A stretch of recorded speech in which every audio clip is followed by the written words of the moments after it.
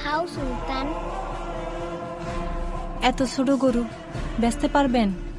ব্যস্ত তো হইবই, নাহলে সাদের কাজটা কেমনি শেষ করব? আরো খাবি?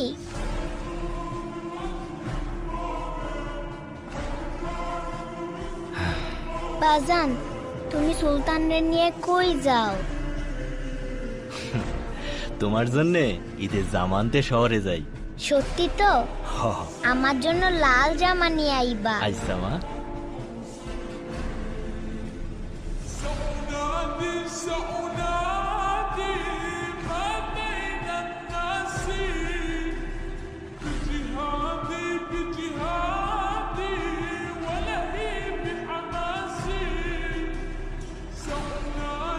ভাই এইটাই না ছোট গরু ছোট পিকাপে।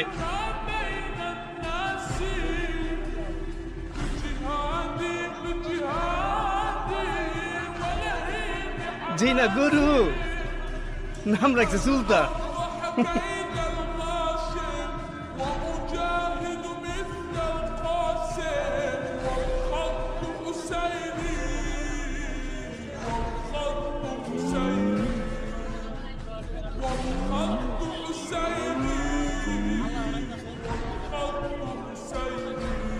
বাহ, গরুটা তো অনেক কিউট। এটা আপনার? হ মা, ওর নাম সুলতান। ওই হাসান সাহেব আসছে। হাটে বড় গরুটা কোন দিকে? সুলতান, সুন্দর নাম তো। হাটের সবচেয়ে বড় গরুটা হাসান সাহেবের হওয়া চাই। ভাই ওইটাই বড় গরু। ও এটাই, তাহলে এটাই নেব। হ্যাঁ দেখো। কিচ্ছু করবো না ধরো। হাই সুলতান। সাবধানে বাবা, হ্যাঁ? এবার আমরা সুলতানকেই নিব। হ্যাঁ?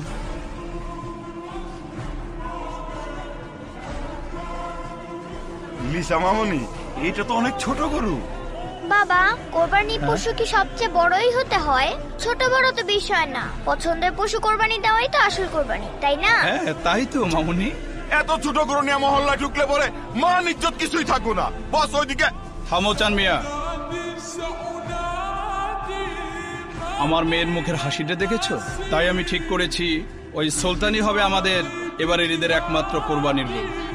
কি বলো মামুনি? থ্যাংক ইউ বাবা। থ্যাংক ইউ মামুনি। হ্যাঁ দাও।